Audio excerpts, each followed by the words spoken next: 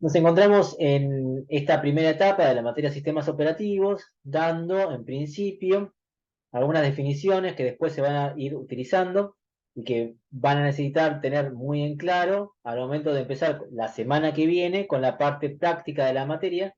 La parte práctica de la materia en esta primera etapa es poder hacer una simulación de un sistema operativo y ver cómo es la misma, no en cuanto al código, sino en cuanto a los distintos estados en los que puede llegar a estar una aplicación, un programa que ustedes estén ejecutando. Pero antes, me parece oportuno realizar un resumen, porque la última vez que nos vimos fue hace más de un mes, entonces voy a ir aclarando algunas cuestiones que ustedes tienen en Classroom. El primer apunte que yo les pasé es donde se daban algunas definiciones, las voy a pasar bastante rápida. Si ustedes tienen alguna pregunta, me interrumpen. En principio vamos a hablar de la definición de lo que es un sistema operativo. Es un programa, es algo que ustedes pueden llegar a hacer, que controla la ejecución de aplicaciones y programas y que actúa como interfaz entre las aplicaciones y el hardware. Quiere decir que actúe como interfaz y nosotros nos provee de elementos visuales y que nosotros no tenemos que entender. Por ejemplo, yo ahora estoy acá en Classroom, puedo pasar a la siguiente pantalla haciendo un clic con el mouse. No es que yo tengo que escribir la dirección de donde se encuentra alojado esta aplicación para poder verla. Yo haciendo clic en cualquiera de los lugares, dirigiéndome con un mouse, simulo lo que sería, lo que sucedía en la antigüedad cuando no estaban los sistemas operativos. Uno tenía que escribir las líneas de código. Fíjense, si yo escribo esto, hago cualquier cosa, ¿no? Pongo una nueva pantalla y pongo una nueva página. Fíjense que acá, arriba, se escribe una dirección. Yo no hace falta que la sepa, porque yo voy haciendo doble clic o en algunos lugares y automáticamente se va escribiendo. Bueno, si no se tuviese el sistema operativo, nosotros tendríamos que conocernos todas esas direcciones de memoria, cosa que por lo que ven es bastante complejo de recordar. Los objetivos de un sistema operativo, tres: facilidad en su uso. Un sistema operativo tiene que facilitarnos la vida, no la tiene que complicar. Eficiencia, o sea, tiene que cumplir los objetivos, tiene que cumplir con lo que es, para lo cual fue hecho un sistema operativo, que es ser una interfaz entre las aplicaciones y el hardware, pero de forma eficiente, utilizando la menor cantidad de recursos posible. Y tiene que tener la capacidad para evolucionar. Es decir, tiene que estar abierto a lo próximo que venga sin saber siquiera qué puede llegar a ser. No es que se tiene que cerrar y dice, bueno, esto funciona de esta manera.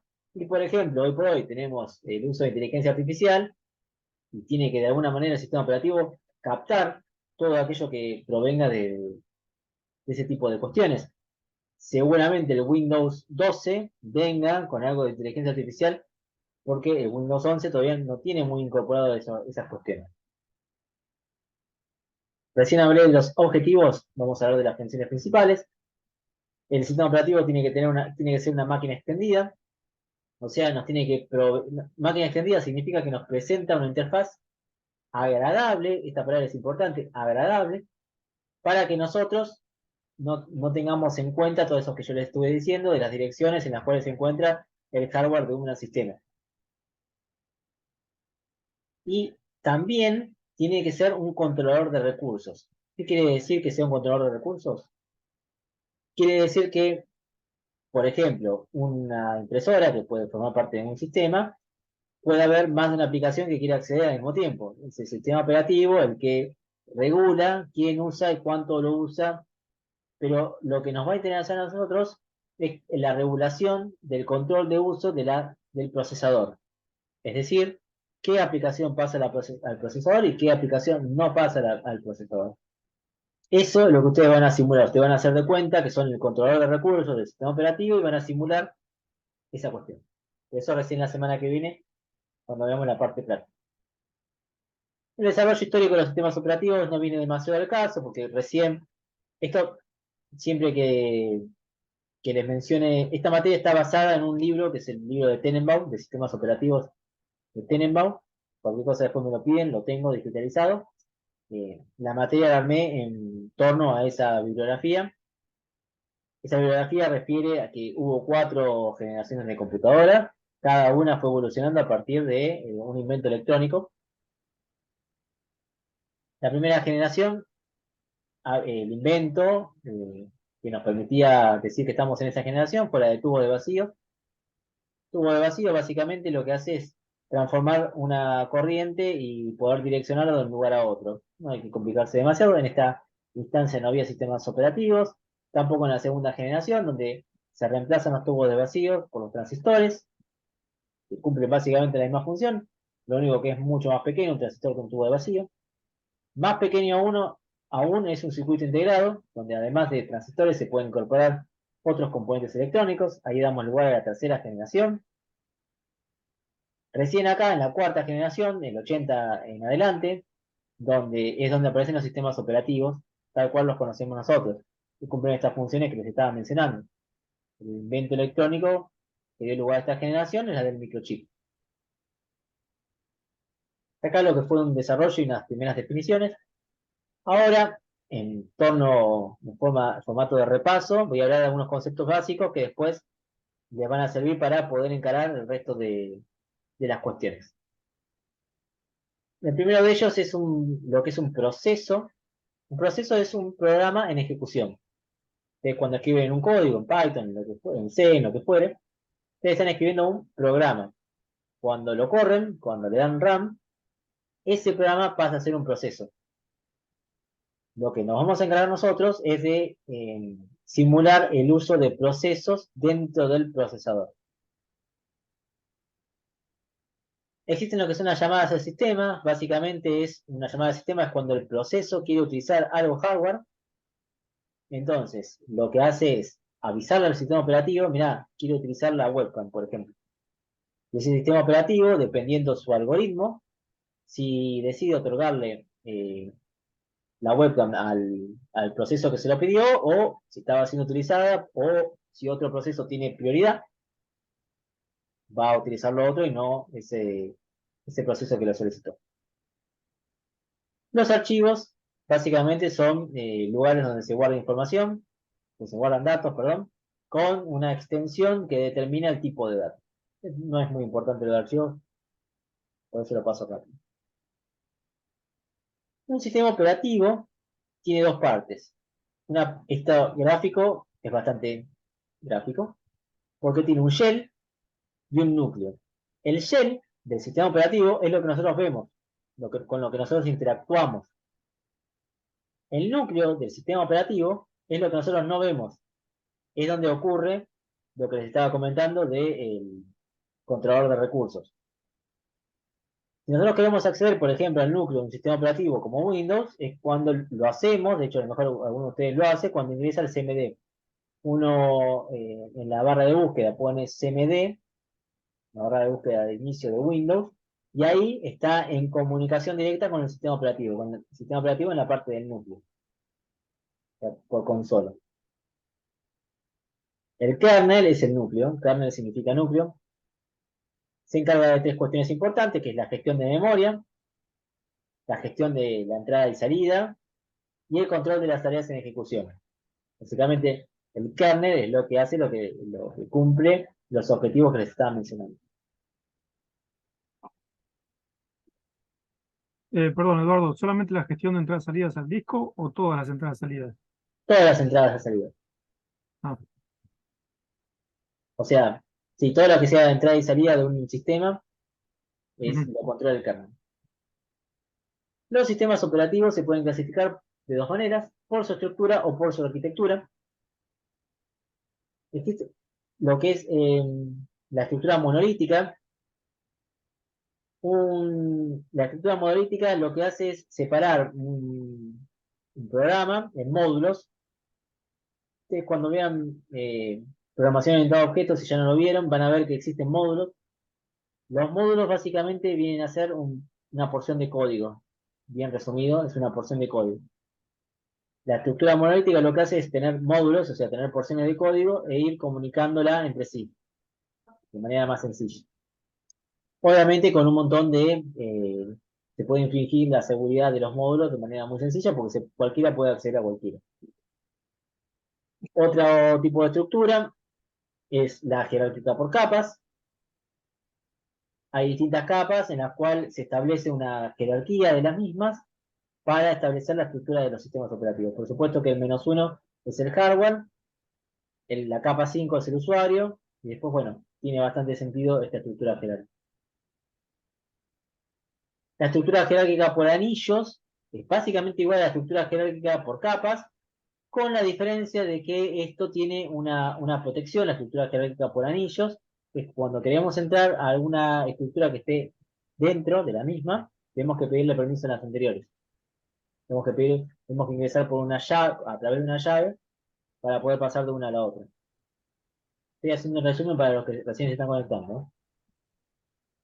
La máquina virtual lo que nos permite es simular, emular, cuando nosotros tenemos un mismo hardware, emular que tenemos distintos sistemas operativos.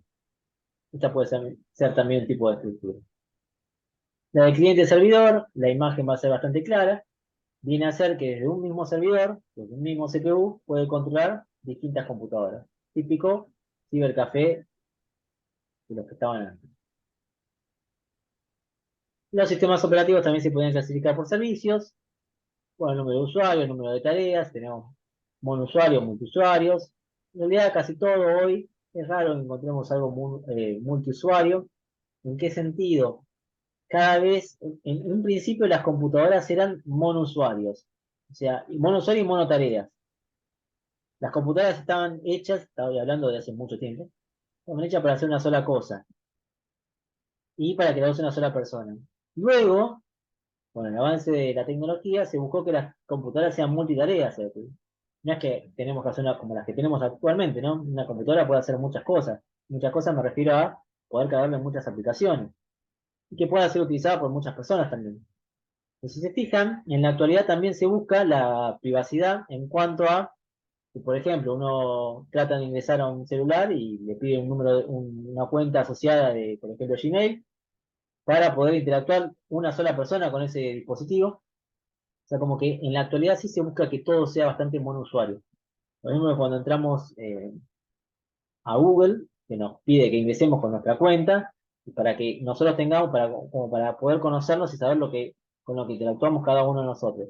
Entonces, como que en la actualidad se busca que todo sea bastante monousuario. No monousuario que puedo utilizar todo el sistema, pero sino que cada aplicación, cada software que se utilice, sí se haga de forma monousuaria. También puede ser que se clasifiquen por el número de procesadores.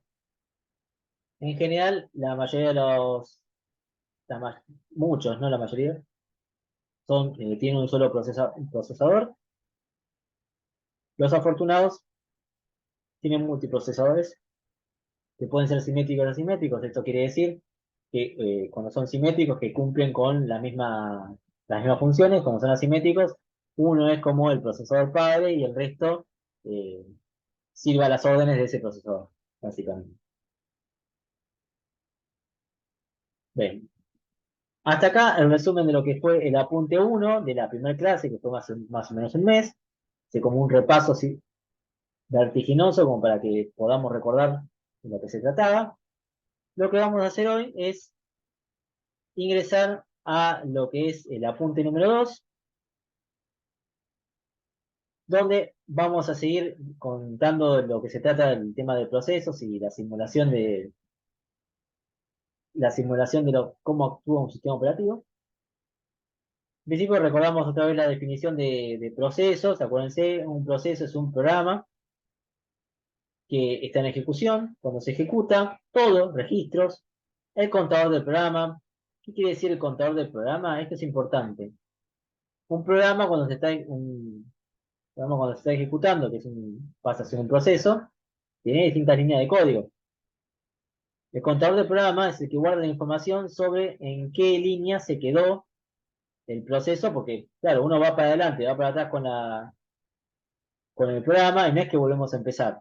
No, sabemos dónde nos quedamos y ahí continuamos. Las áreas de memoria donde queda guardada, o sea, las áreas de memoria, por ejemplo, cada vez que tenemos una variable y la definimos tipo entera, tipo char, tipo lo que fuere. Acá viene algo interesante y algo importante. Varios procesos pueden compartir un procesador en el sentido de que pueden estar dentro del sistema, solo que dentro de lo que es el microchip, el procesador, o sea, ahí contamos como que tenemos la memoria principal y el procesador. Pero dentro del procesador, el lugar específico donde se ejecutan los programas, esto es importantísimo lo que voy a decir, ¿eh? Solo un proceso a la vez puede estar ejecutándose. En el procesador, solo un proceso a la vez puede estar ejecutándose. Ahora la pregunta es, yo le estoy diciendo que al mismo tiempo, solo un proceso puede estar ejecutándose y yo lo que voy a hacer ahora es buscar en mi administrador de tareas. ¿Están viendo esto? El administrador de tareas que abrí. Fíjense Sí, profe. se ve. Fíjense que acá dice que aplicaciones tengo 3 ejecutándose. Y en segundo plano tengo un montón más. Ahora, fíjense que acá me está mostrando CPU, memoria, o sea, yo les termino de decir, solo un procesador a la vez puede estar ocupando la CPU. ¿Por qué puede ser que yo tenga 3 aplicaciones al mismo tiempo ejecutándose? Y si abro una más, se va a estar, o sea, abro Chrome, por ejemplo, se va a estar ejecutando Chrome. Ahí abrí Chrome. ¿Cómo puede ser? 4 tengo. Yo dije que se podía ejecutar una sola a la vez. ¿Qué pasa? Bien, eso es lo Sí, que porque tenemos que saber. se van alternando en periodos cortos de tiempo. Claro, se van alternando en periodos muy cortos de tiempo, no cortos, cortísimos. De hecho, si ustedes miran un procesador y ven la cantidad de megahertz, eso les está indicando, cuando dice un procesador que tenga tantos gigas o tantos teras o la información que tenga, eso lo que nos está indicando es en un segundo dividido toda esa cantidad de veces, cuánto es la capacidad que tiene un procesador de poner un proceso, sacarlo y entrar otro. Es un montón. O sea, yo ni noto que, por ejemplo, ahora está abierto el navegador. Y Zoom a la vez. Yo no noto que en un momento, ustedes tampoco creo que notan, Zoom deja de estarse ejecutando y pasa a ejecutarse otra cosa. No lo notamos, no nos damos cuenta. Dejó de estar, hay un periodo de tiempo muy corto, muy diminuto, donde Zoom en este momento dejó de ejecutarse. Pero usted ni yo lo notamos. Para nosotros Zoom se está ejecutando al mismo tiempo que los navegadores. Bien. Esa simulación de quién se ejecuta y quién no, quién está a la espera, es la que ustedes van a hacer. Por supuesto que si nosotros tenemos muchas aplicaciones abiertas al mismo tiempo, el- la ejecución puede llegar a demorar y podemos llegar a tener problemas en nuestro sistema. Entonces, varios procesos pueden estar compartiendo la memoria, pero no pueden estar al mismo tiempo en el procesador. Para ello, tenemos que utilizar algoritmos que nos permitan determinar quién y cuándo, cuánto tiempo pueden estar dentro del procesador. Los algoritmos son esto que les paso a mencionar aquí abajo. FCFS significa First Come, First Server, o sea, el primero en llegar es el primero en ser servido, en pasar al procesador. Round Robin ya vamos a ver qué es, prioridades ya vamos a ver qué es. Y Short First, el trabajo más corto primero, es otro de los algoritmos. Nosotros la semana que viene vamos a empezar a hacer esta simulación a partir de la utilización de estos algoritmos para poder saber cómo es que se van ejecutando los procesos. Los procesos se pueden ejecutar de dos maneras, modo usuario y modo kernel. Modo usuario es lo que hacemos nosotros cuando interactuamos con una aplicación, dándole doble clic a ciertos lugares. En modo kernel es cuando se permite utilizar la ejecución de cualquier instrucción, pero lo tenemos que hacer ingresando datos por consola. Los procesos se pueden crear, se pueden destruir. Un proceso se crea cuando encendemos un sistema. Existen formas también, si lo hacemos modo kernel, de a través de una instrucción crear un proceso. Pero bueno, nadie creó que todo el mundo lo que hace es hacer doble clic sobre la aplicación para que empiece. Hay formas también de que termine el proceso. Una es escribiéndolo por consola, entrando al CMD, por ejemplo, en Windows, y terminarlo. Otra es cerrando la crucecita que nos indica que de esa forma podemos terminar un proceso. Existen terminaciones voluntarias e involuntarias. Una involuntaria, por ejemplo, no sé, una división por cero, esto también kill o terminate process, si ingresamos por consola también, así se termina de ejecutar sin que quede guardada absolutamente nada.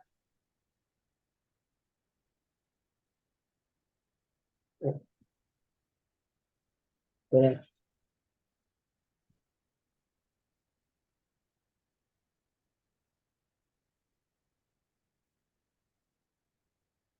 bueno, esperen un ratito que porque no puede dejar de abrir la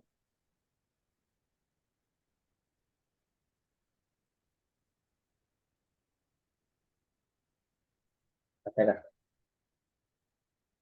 Bloque de Ahí control. hubo un buen ejemplo de proceso terminado involuntariamente. Sí. El Claro. bloque de control de procesos, o BCP, a partir de ahora, es un registro. ¿Saben lo que es un registro? ¿Lo vieron en la arquitectura? La parte de memoria. No me Sí, dice. sí, superficialmente, pero sí. Bueno, un registro es un lugar, una parte de la memoria muy, como dijiste, superficial también, que se borra y puede ser reutilizado constantemente, un espacio muy pequeño de memoria, donde cada vez que se crea un proceso, lo que se hace es crear también a través de utilizar no crear, utilizar un registro para guardar información del proceso.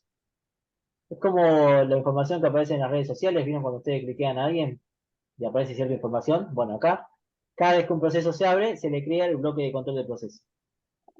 Allí, obviamente cuando se cierra el proceso, ese registro queda libre para la utilización de otro proceso. En el BCP, la información que se almacena es el ID del proceso, el estado en el que está en ese proceso, si está listo, bloqueado, etc. El contador del programa, ¿se acuerdan que era la dirección de la próxima instrucción a ejecutar? Imagínense, yo les dije, los procesos pasan de estado ejecutando, o sea, adentro de la CPU y salen afuera de la misma, van a la memoria y vuelven a ingresar, pero no es que arranca desde cero el proceso, sino que gracias al contador del programa donde queda almacenada la última línea de código que se ejecutó, es que se puede dar continuidad. Los registros que tiene, bueno, esto es otra cosa que es para el cambio de contexto, ahora le voy a decir de qué se trata. Los espacios de direcciones de memoria para las variables, por ejemplo. Si tiene prioridad, en caso que sea utilizado ese tipo de algoritmo. Los recursos hardware que se utilizan. Estadística del proceso significa, por ejemplo, los procesos más usados o las partes del proceso que más se usan, eso se queda almacenado como para darle prioridad al ingreso de la CPU. Datos de usuario, los permisos y las signas que son, las signas son semáforos, que ya la van a ver, y ahí les va a dejar de gustar todo lo que les pueda llegar a gustar la materia, que ya van a ver de qué se tratan las signas, pero bueno, falta todavía. ¿Qué es un cambio de contexto? Cambio de contexto ocurre cuando el proceso estaba en un estado, ejecución por ejemplo, y pasa a estar en otro estado.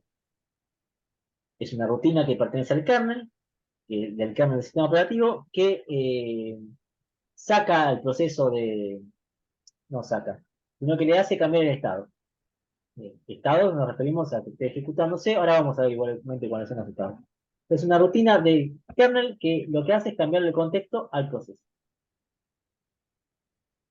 ¿Cuál es la motivación del cambio de estado? ¿Por qué? ¿Qué tiene que ocurrir? Bueno, porque como les dije, dos o solamente en la CPU puede estar ejecutándose un proceso. Si tenemos más de uno, vamos a necesitar realizar esto que les estoy diciendo, que es sacar y poner a los procesos dentro del procesador, invitarlos a que pasen a la memoria principal o la memoria secundaria, dependiendo. O sea, hay una motivación en los sistemas actuales para que esto ocurra.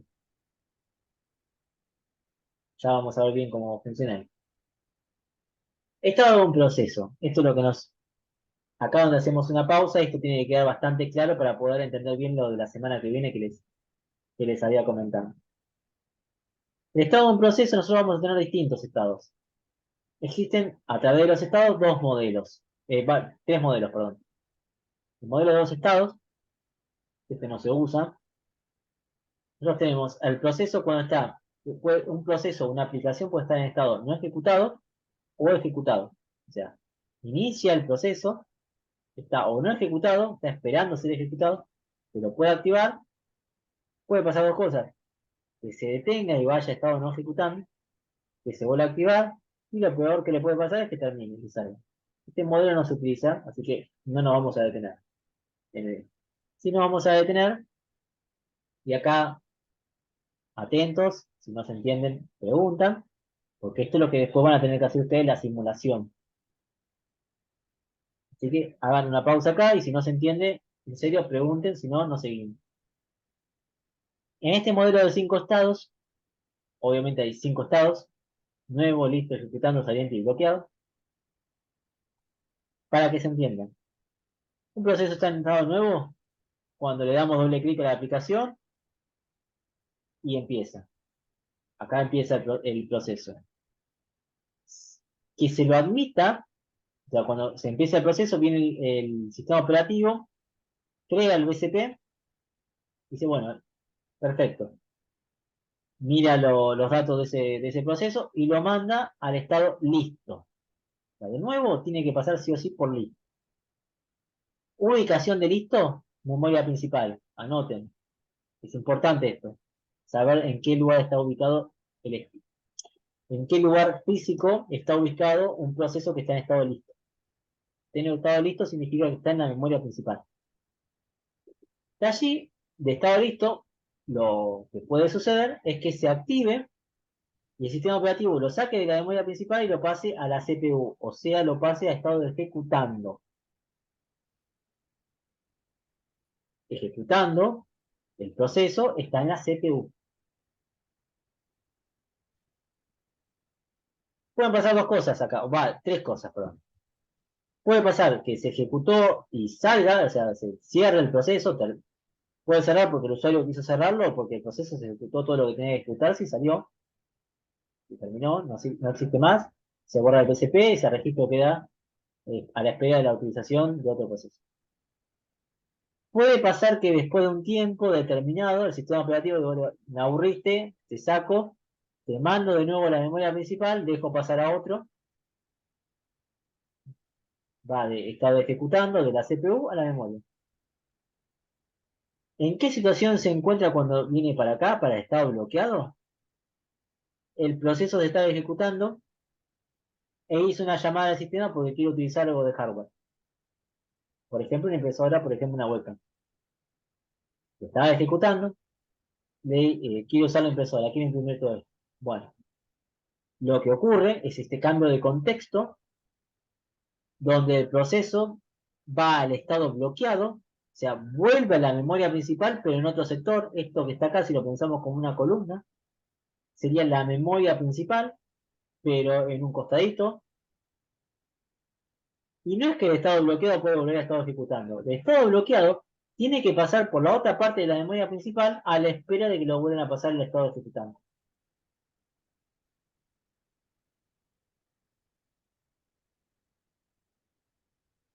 Y esas son las distintas situaciones que se pueden dar en un modelo de 5 estados.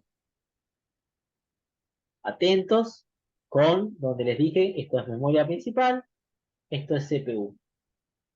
Es importante que sepan físicamente dónde es que estarían ubicados los procesos.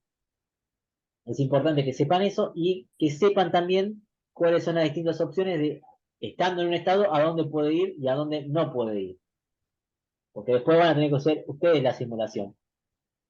Y este esquemita lo tienen que tener muy presente. Profe, ¿podemos repasar la de temporización? Que no me quedó claro. El proceso se está ejecutando, está haciendo la línea de código. Por alguna razón, la razón es, el sistema operativo tiene un algoritmo y dice, por ejemplo, el algoritmo del sistema operativo dice, si viene al estado listo otro proceso con prioridad, con más prioridad, lo voy a dejar pasar.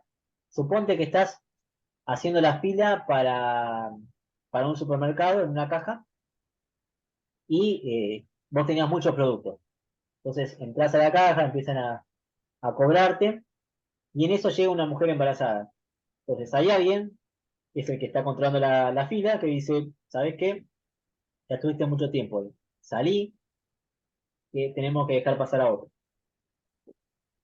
A eso se refiere que un proceso puede estar en estado de ejecución, que después de cierto tiempo, eso seguramente sea porque hay otros procesos en la lista de espera, después de un cierto proceso, de un cierto tiempo, porque ya se cansaron de estar esperando, salga, vuelva a la memoria principal y el sistema operativo deje pasar a alguien que está esperando al estado de ejecución. Bien. O sea, ¿Alguna es como que pregunta? que se contabiliza cierta cantidad de tiempo crítico para definir si ese proceso se lo mantiene en el CPU o se lo expulsa un rato para que entre otro. Todo eso va a depender del algoritmo que estemos utilizando. Hay Mm, algoritmos, por ejemplo, el round robin. El round robin dice, se establece lo que se conoce como un quantum, que dice, por ejemplo, yo digo que los procesos pueden estar 5 unidades de tiempo dentro del procesador. Después de 5 nada más. Después de que pasó 5 lo saco. Entonces, mm, si el proceso está, ya estamos utilizando ese algoritmo, el proceso entró al procesador, pasó 5 unidades de tiempo, salió. Pero no termina dice el proceso, no me importa. Salí y que entre otro. El otro que entra va a estar como mucho 5 y lo van a sacar. Y todos a la lista de espera. mm. O, por ejemplo, lo que le decía de las prioridades. Si está ejecutando algo y llega un proceso que tiene más prioridad, ¿por qué tiene más prioridad? Y, por ejemplo, yo siempre soy de utilizar Zoom. Entonces estoy utilizando otra cosa que no sea Zoom y abro Zoom y el sistema operativo mío, a través de las estadísticas que anotó en el BCP, sabe que yo soy un usuario muy frecuente de Zoom. Entonces voy a querer que se me active Zoom. Entonces lo que esté pasando dentro de la procesadora va a decir, no, pará, que llegó Zoom, que tiene mucha más prioridad que todos ustedes. Entonces lo va a sacar y va a pasar Zoom, porque sabe que yo lo quiero usar. Ahora, por ejemplo, yo hago esto, yo tengo la cámara apagada en este momento. Zoom se está ejecutando.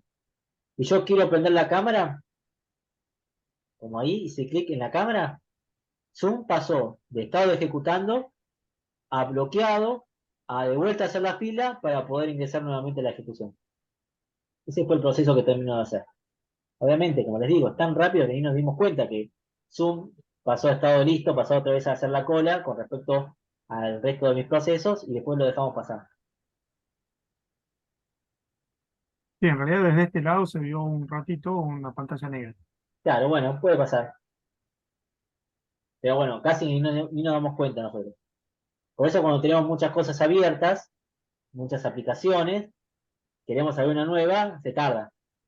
Entonces, consejo, no tengamos tantas cosas abiertas, ¿no? Porque si no, fíjense que todo este proceso, el trabajo, también que no se le paga por trabajar, pero el trabajo que está haciendo el sistema operativo es importante, es grande y costoso, costoso con respecto a eh, los procesos que tienen que pasar a la CPU. Pero bueno, depende también del procesador que tengamos nosotros, ¿no? Tenemos una compu que no está en muy buenas condiciones con respecto a la capacidad de memoria que tenga. Y bueno, no tengamos muchas cosas abiertas al mismo tiempo. Si podemos ir cerrando, fantástico para que esto se haga cada vez más rápido. Y en Dudas, el caso del sí. paciente, profe, En caso dijo que de, ejecutar si le da salida. me dijiste, pero no te escuché, en caso de, Disculpe, de la opción de salida. El sí, proceso termina de ejecutarse y se le da salida y pasa de estado saliente. puede ser que se le haya terminado de ejecutarse o que lo cerremos. Ah, bien, bien, bien, bien. Perfecto. Es raro que Eso se incluye, eso incluye liberar el espacio de memoria. claro, y el BCP, y el registro, perdón. Sí. Por ejemplo, yo Perfecto. Ahí cierro no está algo. más y sale. Sí. Tiene que quedar claro este modelo, ¿eh? Si no, no sigo. Me dicen. Si ahí tiene alguna duda, sobre todo la ubicación física también, después la van a necesitar. Si tienen alguna duda, me quedo, busco ejemplos, me dicen.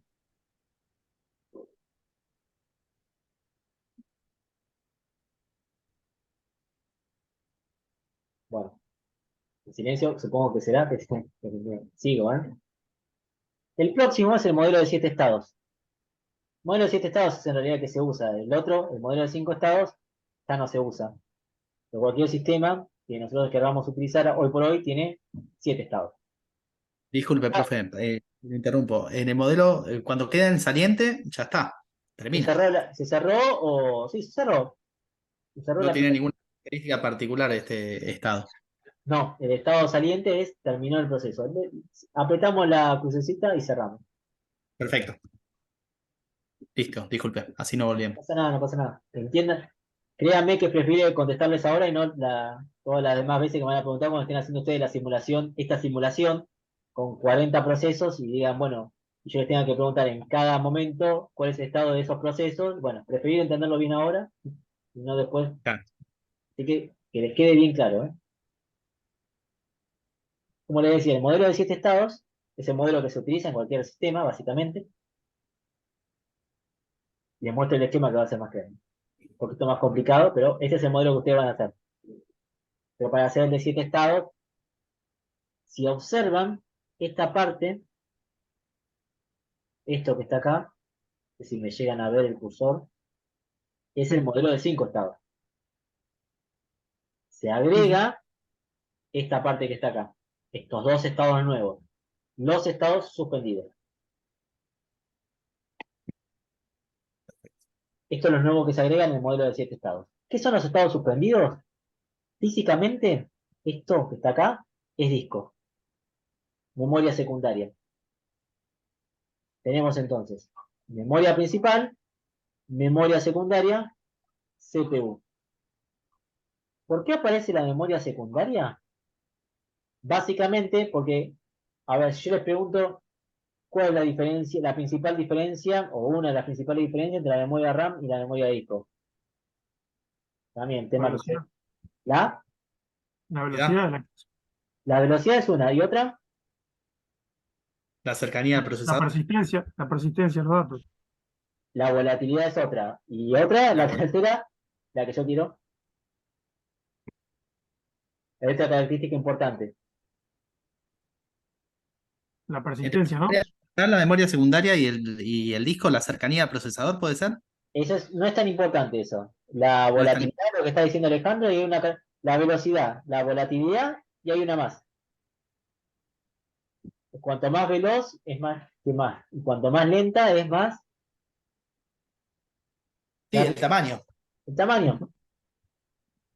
La memoria principal Sí, tiene un defecto. Es muy rápida, pero es muy chica.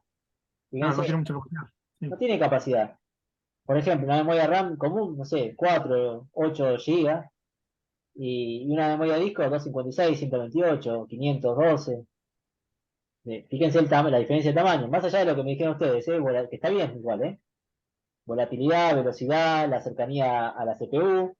Pero una de las características fundamentales y lo que nos diferencia la memoria de disco con la memoria principal es que el tamaño es mucho más grande. Entonces, como les decía, vamos de nuevo. El proceso, le damos doble clic, lo iniciamos. ¿Qué puede pasar ahora? Puede ser que vaya a la memoria principal o puede ser que vaya a la memoria listo. ¿Por qué iría a la memoria listo? Porque la memoria principal está llena. Como Ujú. yo les dije, ¿qué pasa si nosotros abrimos muchas aplicaciones al mismo tiempo? Llega un punto que nuestra memoria listo se llena. Entonces, el nuevo proceso que abramos se va a ir a la memoria secundaria. Y lo que dijo no sé quién, pero alguien lo dijo, la cercanía del disco con respecto al CPU es más, está bien, estamos todos hablando de menos de medio metro, ¿no? Pero para el sistema está mucho más lejos el disco que la memoria principal. Entonces, ir a buscar un proceso al disco requiere de un esfuerzo mucho mayor para el sistema, con su consecuente pérdida de temperatura, de calor, perdón, y de desgaste, y nosotros lo vamos a notar en la lentitud del mismo, si va a buscar algo al disco que si va a buscar algo en la memoria principal. Entonces, se admite por un lado o por el otro. Esto que está acá es memoria 5 estados. Supónganse que está la memoria principal llena, tuvimos que ir al disco. Bueno, estamos en listos suspendidos. De acá, de listos suspendidos, fíjense que no podemos pasar del disco a ejecución. De listos suspendidos, sí o sí tenemos que ir a listos para que recién ahí nos puedan admitir y pasar a ejecución. Entonces, ese proceso lleva mucho desgaste, ese proceso lleva mucho más tiempo que si estamos acá directamente. Importante, de listo suspendido, no podemos pasar a ejecución. De listo suspendido, solo podemos ir a listo, y a lo sumo, lo que nos puede pasar es que la memoria se vuelva a llenar, porque aparecen nuevos procesos con más prioridad, y que volvamos nuevamente al disco. Cuando nos pusimos contentos porque estábamos acá en listo, nos pueden volver a mandar a listo suspendido. Esa ida y vuelta sí se puede. Pero de listo suspendido a ejecutando, no. O sea que agrega una posibilidad de suspensión además de en ejecutando. Claro. Bien. Pero de ejecutando, sí podemos ir a listo suspendido. ¿Por qué? Ejemplo, estoy ejecutándome, salgo, me saca el sistema operativo, no salgo yo por mi cuenta, no salgo, me saca el sistema operativo. Cuando el sistema operativo me quiere mandar listo a la memoria principal, ve que está llena, entonces directamente de ejecutando sí me puede mandar al disco. Entonces, de ejecutando a disco sí, pero de disco a ejecutando directamente no. Desde el punto de vista de la arquitectura, esto implica que el CPU se comunica directamente con el disco. Claro, pero el disco con el CPU no. Después eso lo Ok. vamos a ver también más adelante, cómo se hace eso. Ahora, yo estaba ejecutándome, quiero usar la webcam. Y quería usar la webcam, ¿qué pasaba? Hacía un cambio, una llamada de sistema, me iba bloqueado, o sea, me salía la memoria principal, pero otro lado. Pero ¿qué pasa si hay muchos procesos que están en bloqueados? Si hay muchos procesos que están en bloqueados, me tengo que ir al bloqueado suspendido. O sea, esto es memoria principal, esto en un sector y esto en otro sector. Estaba ejecutándome, quiero usar hardware, tengo que salir a bloqueado. Está lleno de bloqueado. Me tengo que ir a bloqueado suspendido. O sea, a bloqueado en disco. De ahí puede pasar que vuelva a bloqueado o no, porque nunca se liberó este bloqueado. Desbloqueado suspendido, sí puedo pasar a listo suspendido y de ahí recién a listo y de ahí recién a ejecución.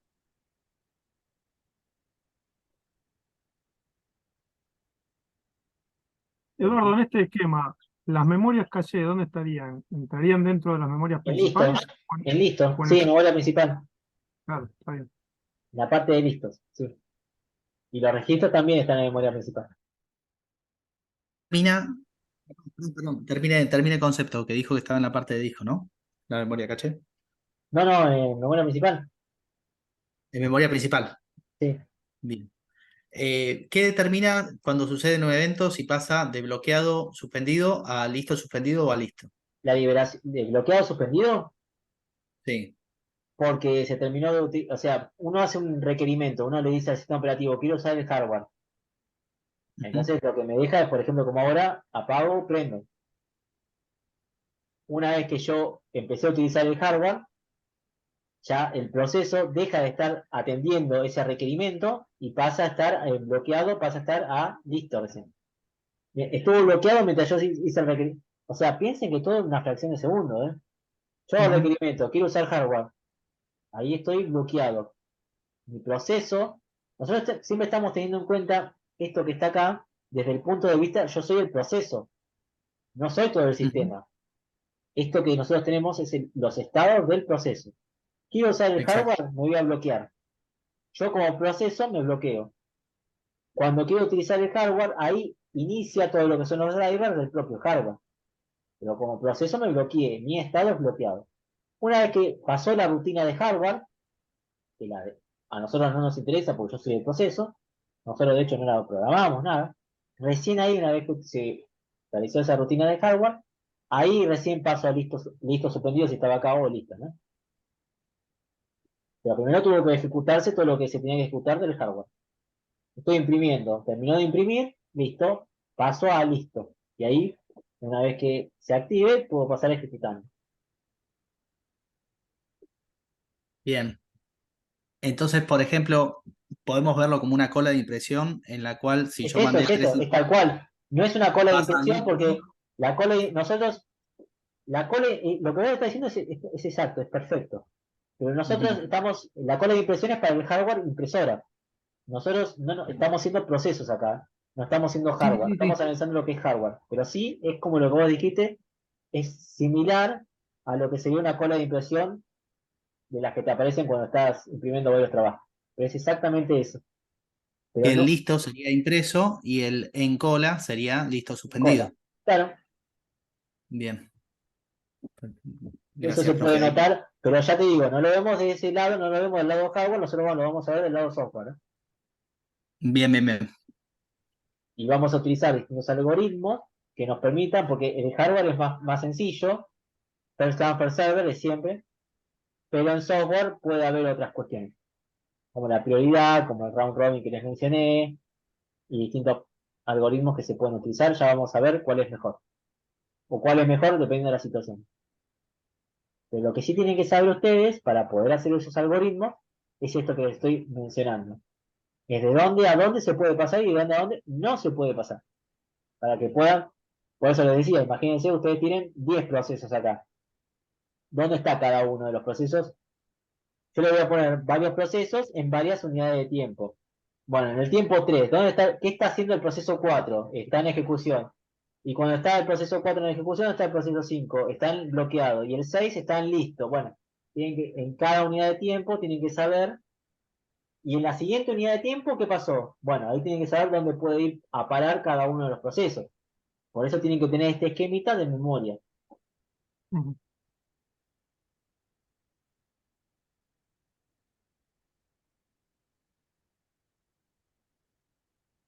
Mírenlo bien, fíjense si tienen alguna duda, pregunta, consulta, inquietud.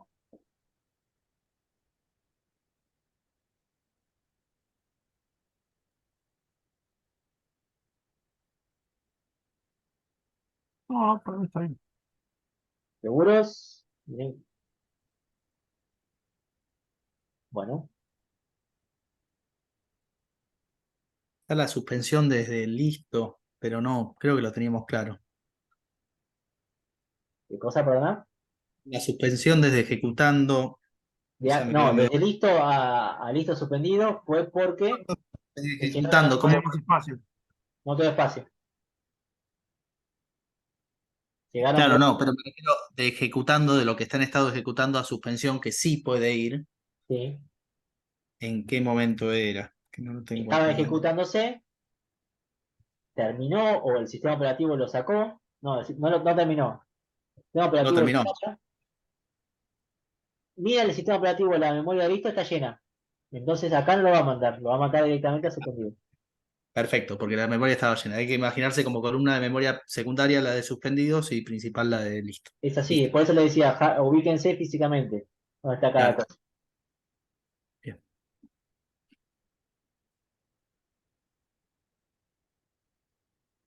Lo que tienen que hacer para esta clase, para la clase que viene, para los, ahora les corto la grabación y se pueden a trabajar en la parte práctica, es el trabajo práctico número 1, que son básicamente preguntas, no son demasiado complejas, de cosas que estuve hablando recién ahora. La pregunta 2 y la 5 la repetí, no me di cuenta, porque tienen una menos para hacer. Pero es para, básicamente como una guía para que ustedes vayan anotando aquellas cuestiones que les estoy mencionando, como para ir repasando. Se cortó un poco el audio, profe. ¿Qué Bueno, dijo? que el trabajo práctico 1 es como Sí. para que ustedes puedan ir haciéndose un resumen de todo lo que les estoy comentando. Pueden hacer hasta el ejercicio 14, que no es otra cosa que ustedes puedan ingresar a responder esas preguntas con el único objetivo de que tengan que hacer un repaso de todo lo que les estoy comentando, nada más. Ujú. Hasta acá está la parte teórica, la parte más sencilla que no se tiene que pensar demasiado. Estudienlo bien, analícenlo, refresquenlo. La semana que viene vemos si quedó alguna duda, alguna pregunta. Y si la semana que viene arrancamos con la parte práctica, o sea, con la simulación. Es decir, ustedes van a hacer de cuenta que son sistemas operativos, yo les voy a plantear unos procesos que tienen ciertas características y ustedes van a tener que hacer el simulacro en cada unidad de tiempo, dónde es que fue a parar cada proceso y en qué estado está. Eso es lo que van a tener que poder hacer la semana que viene. Pero primero, necesito que tengan bien claro esto, que no tengan dudas, que puedan, sobre todo los distintos estados, de dónde a dónde puede pasar un proceso, pero lo tengan bien claro. Y cuando yo mencione algunos conceptos que figuran ahí en el primer trabajo práctico, que ustedes también sepan de qué se trata. Si no se sabe, la semana que viene, esto no es para entregar nada, porque es para que ustedes tengan una guía de ayuda. La semana que viene sí arrancamos con la parte práctica, ya eso sí les va a llevar, les va a demandar más pensamiento, más tiempo, más recursos, digamos.